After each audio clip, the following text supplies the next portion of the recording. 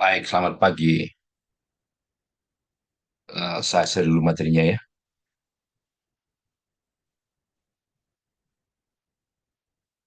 Nah, materi kali ini adalah analisis mediasi dan moderasi.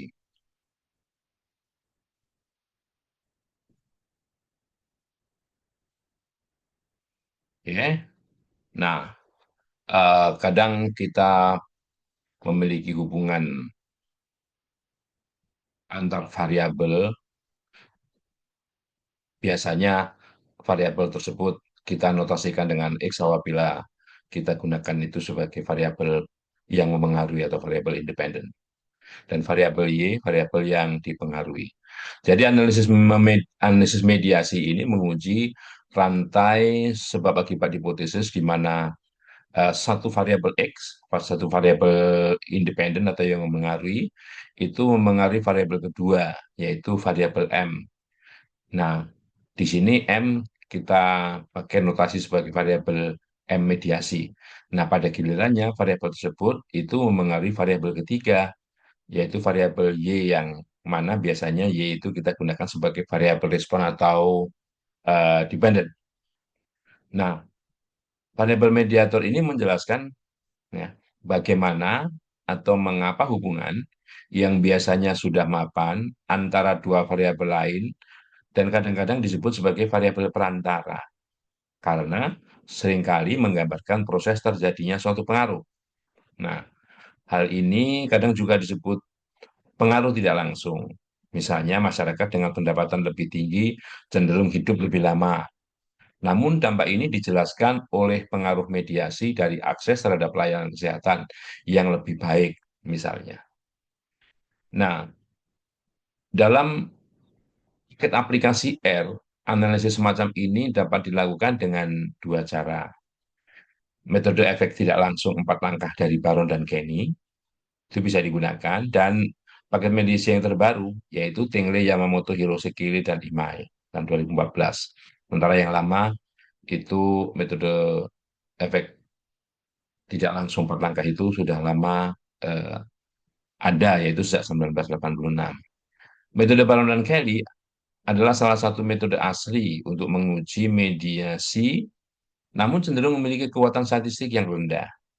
Hal ini dibahas eh, ada beberapa bab yang membahas karena memberikan pendekatan yang sangat jelas untuk membangun hubungan antar variabel. Namun, metode paket mediasi sangat direkomendasikan karena merupakan pendekatan yang lebih fleksibel dan secara statistik lebih kuat, lebih ampuh. Oke, analisis moderasi.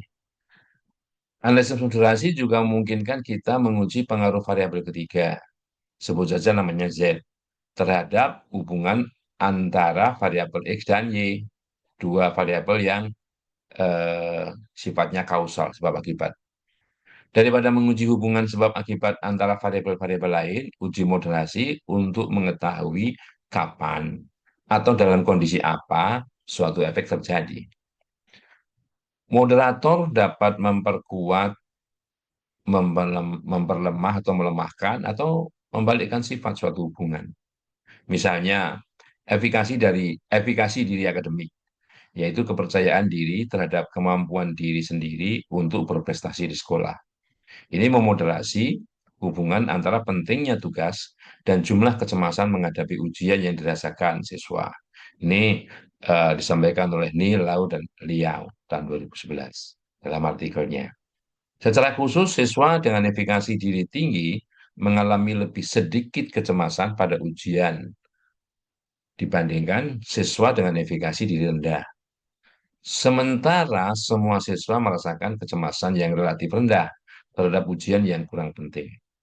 Ya, yang tadi ujian penting maksudnya.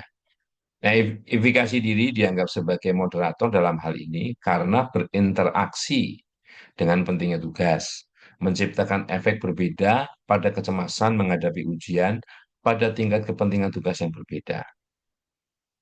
Nah, bagaimana paket aplikasi R-nya? Secara umum dan juga dalam R, moderasi dapat diuji dengan menginteraksikan variabel-variabel yang diminati. yaitu moderator dengan variabel independen atau prediktor, dan memplot kemiringan sederhana interaksi, jika ada. Berbagai paket juga mencakup fungsi untuk menguji moderasi, namun karena pendekatan statistik yang mendasarinya sama, hanya pendekatan dengan tangan, tanda petik, yang dibahas secara rinci di sini. Terakhir, bab ini hanya akan membahas teknik dasar mediasi dan moderasi saja. Untuk teknik yang lebih rumit seperti mediasi ganda, mediasi yang dimoderasi, atau moderasi yang dimediasi, silakan lihat dokumen lengkap paket mediasi. Jika jika perlu, tinjau kembali bab tentang regresi, karena hal ini juga berkait dengan uji asumsi regresi, ya, yang dalam hal ini bisa diuji dengan eh, library GVLME. Ya, kita dapat memuat semua perpustakaan di bawah atau memuatnya seiring berjalannya waktu. Jadi library-library itu diperlukan apa saja. Tentu tinjau bagian bantuan help dari paket apapun yang mungkin tidak Anda kenal. Kalau perlu, ya hanya sayangnya harus bahasa Inggris ya. Dalam mencarinya, library-nya, browsing-nya juga harus menggunakan library dengan istilah-istilah berbahasa Inggris. Oke, analisis mediasi. Sekali lagi, mediasi menguji apakah pengaruh X, variabel independen, terhadap Y, variabel dependen, beroperasi melalui variabel ketiga yang namanya mediator tersebut. Dengan cara ini, mediator menjelaskan hubungan sebab akibat antara dua variabel atau bagaimana hubungan itu terjadi. Analisis ini sangat populer dalam penelitian psikologi. Baik mediasi maupun moderasi berasumsi bahwa terdapat sedikit atau tidak ada kesalahan pengukuran pada variabel mediator atau moderator, dan bahwa variabel bebas tidak mengakibatkan atau tidak memengaruhi mediator atau moderator. Jika kesalahan mediator kemungkinan besar tinggi, peneliti harus mengumpulkan beberapa indikator konstruk dan menggunakan model persamaan struktural untuk memperkirakan variabel laten. Cara teraman untuk memastikan mediator tidak disebabkan oleh variabel tak bebas adalah dengan memanipulasi variabel secara eksperimental atau mengumpulkan pengukuran mediator sebelum memperkenalkan variabel bebas. Nah, ini hubungan antar variabel. Andaikan kita punya seperti ini, yang atas itu uh, variabel X mempengaruhi langsung variabel Y, ya, dan pengaruhnya kita notasikan dengan C.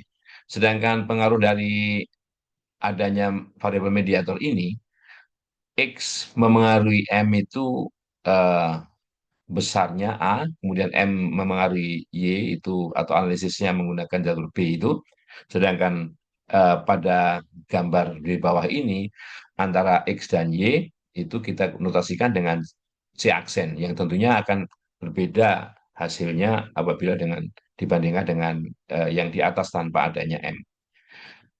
Nah, dalam contoh ini akan dipelajari apakah jumlah jam sejak fajar X memengaruhi penilaian subjektif dari terjaga ngantuk ya dari 100 mahasiswa pasca sarjana melalui konsumsi kopi.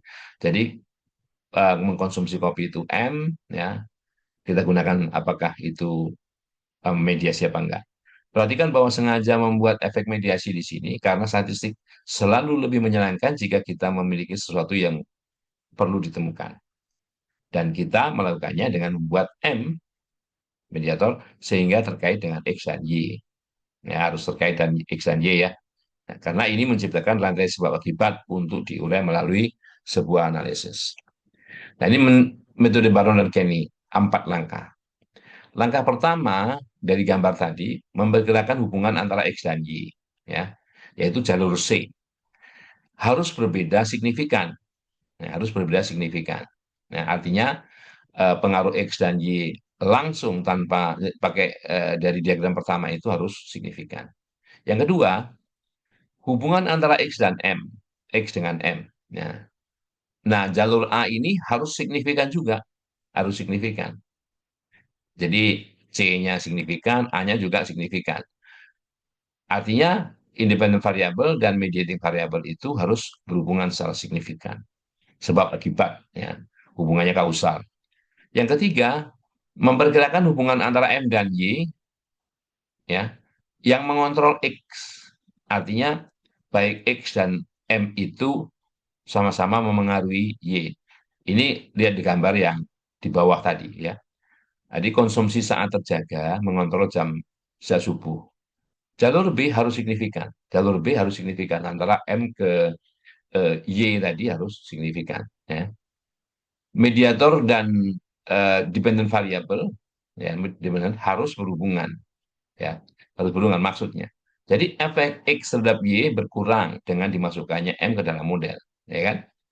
Nah, yang terakhir memperkirakan hubungan Y dan X yang mengontrol M. Ini em, yang tadinya Y itu bertindak sebagai dependent variable, ini Y bertindak sebagai independent variable.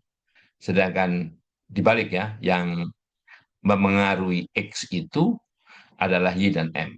Ya. Ini mestinya hubungan yang hasilnya harus tidak signifikan, ya harus tidak signifikan dan mendekati nol. Yang bagus begitu. Ya. Oke, jadi kalau kita lihat, eh, saya stop share dulu, sharingnya sekarang dengan aplikasi R, aplikasi R ya. Ya, maaf, aplikasi R. Ini masih PowerPoint, R Studio.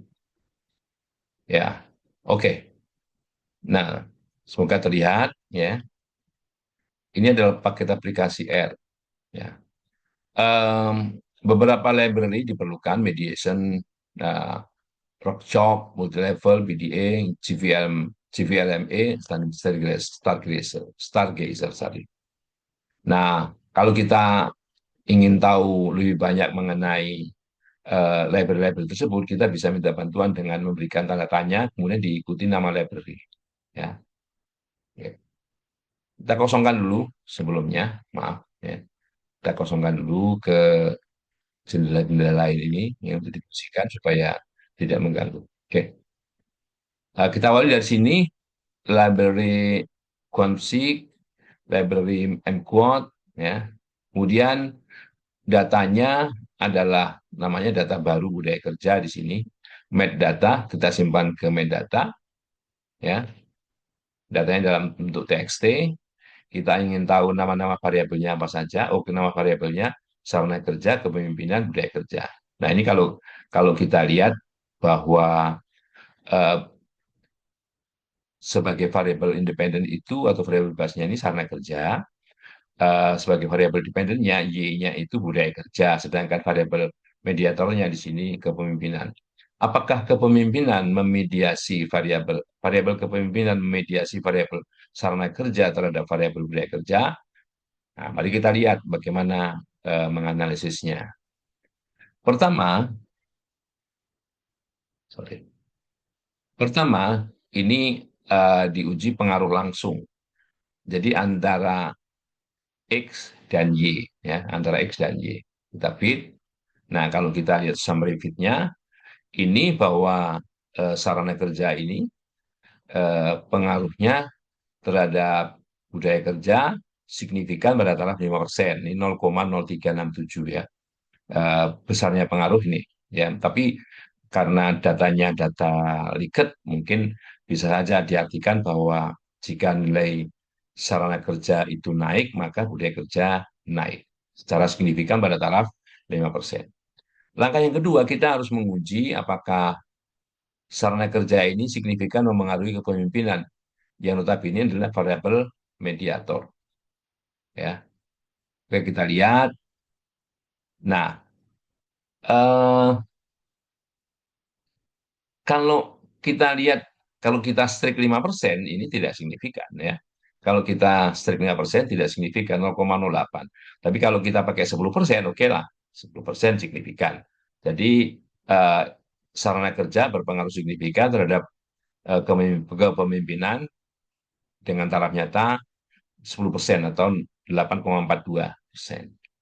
Langkah ketiga kalau kita gabungkan kita gabungkan antara kepemimpinan, ini sebagai variabel mediator, variabel independennya sarana kerja terhadap budaya kerja.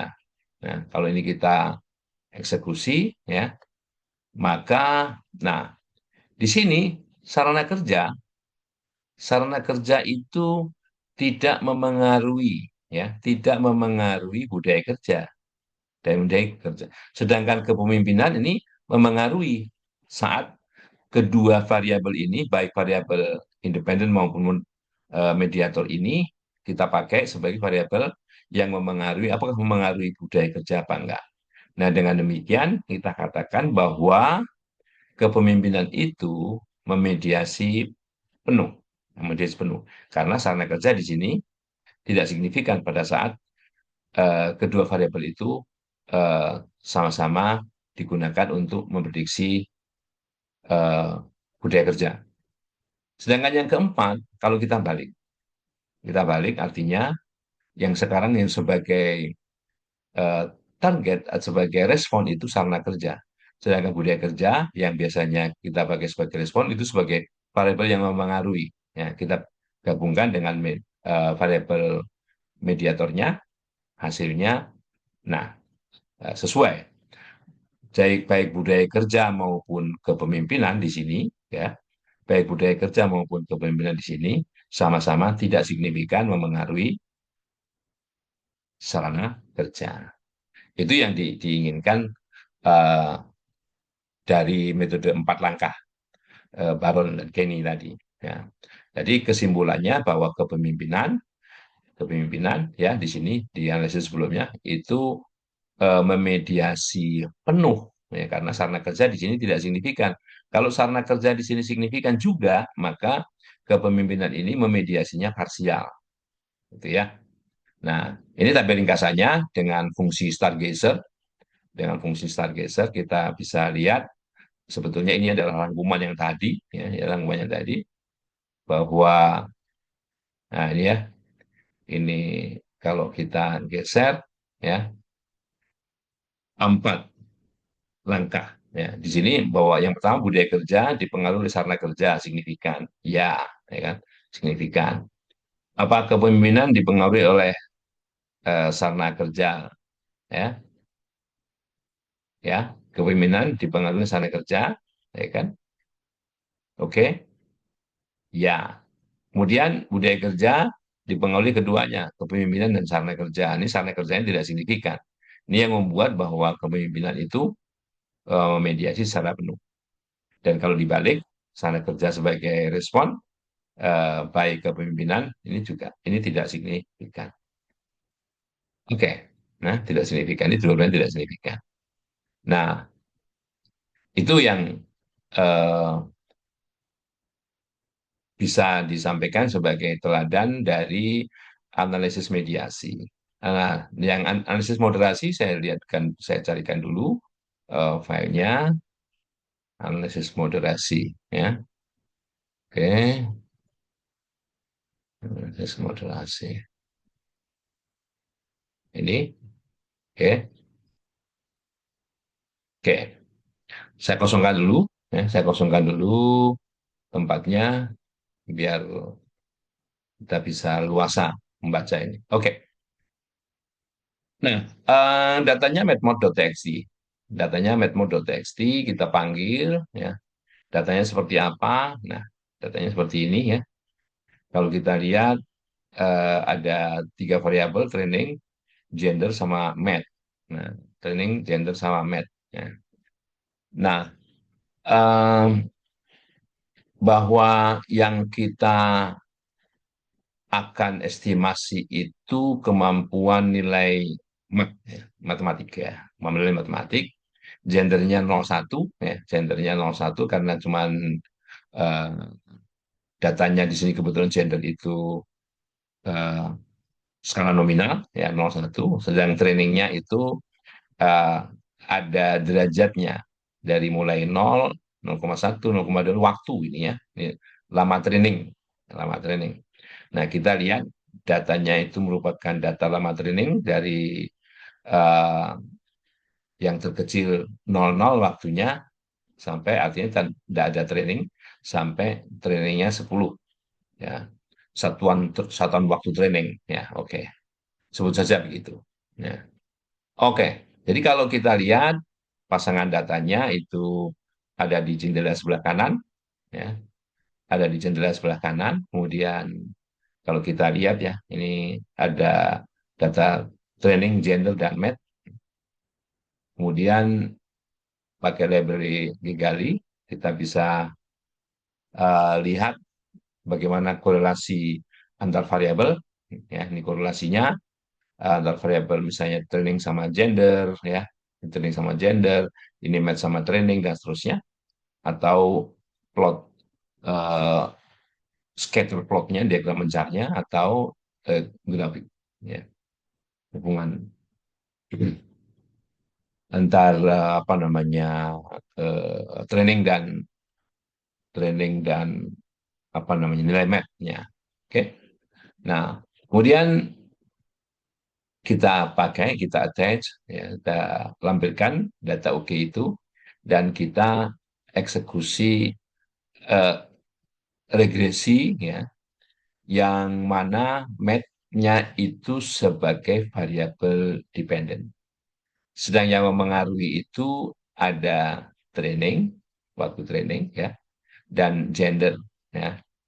Nah, kemudian kita tambahkan interaksi antara training dan gender ya, ya.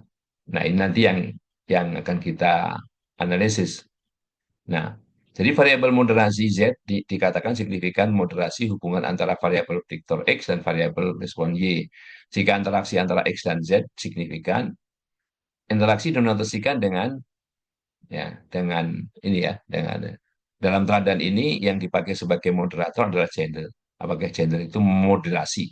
Nah, memoderasi ya, eh, perbedaan antara Z0 atau Z1 ya, antara laki-laki dan perempuan misalnya. Katakanlah begitu. Nah, jadi kita eksekusi, tadi sudah dieksekusi, oh ini langsung summary-nya ya. Nah, ini kalau kita lihat training yang signifikan ya. Waktu trainingnya signifikan, gendernya juga signifikan, interaksinya juga signifikan. Interaksinya juga signifikan. Nah, kalau misalnya nah, kita ingin mengestimasi ya, mengestimasi eh, menggambarkan kita mau mencari nilai-nilai ya, mencari nilai-nilai hasil estimasi tersebut, angka-angkanya sudah ada sebetulnya 4, sekian. Nah, ini kita sebut misalnya eh, estim koefisien 11, ini 21, 31, 41 yang tujuannya apa? Kita mau gunakan untuk menggambar. Menggambar ya, kita lakukan seperti itu, kita plot. Kita plot. Nah, plotnya menghubungkan antara maaf, waktu training dan nilai mat. Waktu training dan nilai mat. Oke, jadi kita mau bikin 1, 2, 3, 4 ini. Nah, tujuannya apa? Untuk menggambarkan nanti hubungan apakah terjadi moderasi apa enggak ya. Nah, oke. Ini yang pertama. Yang pertama ini untuk laki-laki artinya Z-nya sama dengan 0 ya. Oh, yang Z0 sama dengan laki-laki ya. Z0 sama dengan laki-laki berarti yang perempuan Z sama dengan 1 ya. Oke. Nah, ya. Nah, ini garisnya. Garisnya seperti ini di sebelah kanan tuh. Nah, yang kedua, kalau kita mau menggambarkan untuk Z sama dengan 1, untuk menggambarkan Z sama dengan 1, nah, garisnya seperti ini. Kan terjadi perbedaan. Terjadi perbedaan antara eh, data yang laki-laki dan data yang perempuan. Ya. Data laki-laki dan data perempuan. Ya. Nah, kalau kita lihat, ya, ini kita kasih legendnya, ya, legendnya, oke, yang perempuan yang merah, garis merah, yang laki-laki garis hitam. Nah, nah kalau mau tahu ini apa namanya nilai titik-titiknya, data-datanya ada di mana ya, datanya seperti ini, ya. Itu data yang apa namanya laki-laki, ya, yang data laki-laki, ya. Sedangkan data yang perempuan ternyata kalau kita lihat seperti ini, ya. Ya benar berarti ada ada pengaruh moderasi yang namanya si gender itu. Tergantung gendernya. Gendernya nol atau gendernya satu. Ya. Nah, em, adanya moderasi itu bisa dilihat dari apakah hubungan dari kedua ini, kalau ada interaksi itu biasanya bersilangan. Ya. Nah, kebetulan ini variabel moderatornya atau variabel yang moderasinya itu kategorik. Bagaimana jika tidak? Kita lihat teladan kedua. Teladan kedua ya. Oke, saya hapus dulu. Nah, teladan kedua ini datanya di depresi ini, data di press. Nah, anggap saja di sini kalau kalau kalau kita lihat nih datanya, ya bukan 0101, bukan data kategorik ya, bukan data kategorik lebih, khususnya bukan data biner. Nah, kita lampirkan data depresi itu ya. Nah, kalau kita lihat ini statistik ringkasnya, semuanya datanya eh, ada di sini semua ya, dan numerik semua ya. Kalau kita lihat, nah, tampilan datanya seperti itu, hubungan antar variabelnya ya, atau kalau kita lihat dari korelasinya ya, korelasinya seperti ini ya. Hubungan antar korelasi ataupun hubungan antar, dalam bentuk tidak hanya scatter plot dari fungsi ya. Nah, sekarang kita lihat depresi itu sebagai fungsi dari stres ya. Adanya stres bisa memengaruhi depresi ya. Nah, ada variabel moderasi itu namanya support. Nah, support ini bagaimana, eh, apakah memoderasi tingkat stres terhadap depresi apa enggak? Nah, modelnya gini, modelnya tambahkan interaksi antara kedua variabel tersebut, antara kedua variabel independen tersebut ya. Nah, nah kalau kita lihat, nah maka akan menghasilkan, kalau diplotkan, ya, plotkan ini kan tadi caranya sama seperti tadi. Sama seperti tadi. Hanya bedanya kalau tadi itu datanya, yang moderatornya itu, kategorik ya. Kalau sekarang moderatornya tidak kategorik, ya, tidak kategorik sehingga kita, eh, cara menggambarkannya agak beda. Ya, jadi ada sedikit, memodifikasi karena datanya bukan kategorik. Ya, kita membuat garis begini. Nah, nah yang, garis pertama itu kira-kira, eh, garis yang dipakai untuk menggambarkan nanti batasnya rata-rata dikurangi satu standar deviasi. Ya, rata-rata dikurangi satu standar deviasi. Sedangkan yang kedua ini, rata-rata ditambah satu standar deviasi. Dan yang ketiga itu rata-rata. Sorry, yang ini ya rata-rata, yang kedua, yang kedua. Ya, jadi yang, eh, digambarkan di sini bagaimana kalau kita pakai rata-ratanya ya, kita gunakan sebagai, low yang rendah, ya, kategori rendah, eh, rata-rata dikurang satu standar deviasi. Kemudian yang biru, ya, yang biru ini rata-rata ya ditambah satu standar deviasi, rata-rata saja, sorry, rata-rata saja, yang biru rata-rata saja. Sedang yang merah rata-rata ditambah satu standar deviasi, ya. Ini rata-rata dikurang, rata-rata saja, rata-rata tambah, ya. Nah, ini high, ya. Yang supportnya high. Ini supportnya kurang, ini supportnya rata-rata, ini supportnya tinggi. Nah, kira-kira begitu. Nah, ternyata ternyata eh, kalau kita kaitkan dengan stresnya, semakin tinggi stresnya ini ya, ini depresinya ini gambarannya begitu. Kita lihat. Nah, kalau rata-rata ya kira-kira sama saja. Hampir hampir sama ya, walaupun ini agak menurun tapi, gradiennya kecil ya. Tapi kalau supportnya tinggi seperti tinggi ini ya, supportnya tinggi, semakin tinggi stresnya pun depresinya juga semakin turun ya gitu ya, semakin turun. Kalau supportnya rendah ya, walaupun stresnya tinggi tetap saja depresinya malah naik nih ya gitu ya. Nah, kira-kira gambarnya begitu. Jadi kalau ini digambarkan, datanya, nah, datanya seperti ini. Nah, datanya seperti ini. Oke. Nah, jadi eh, itu cara menganalisis variabel moderasi. Mungkin cukup sekian. Sampai jumpa dalam kesempatan yang lain, dalam materi yang lain. Terima kasih.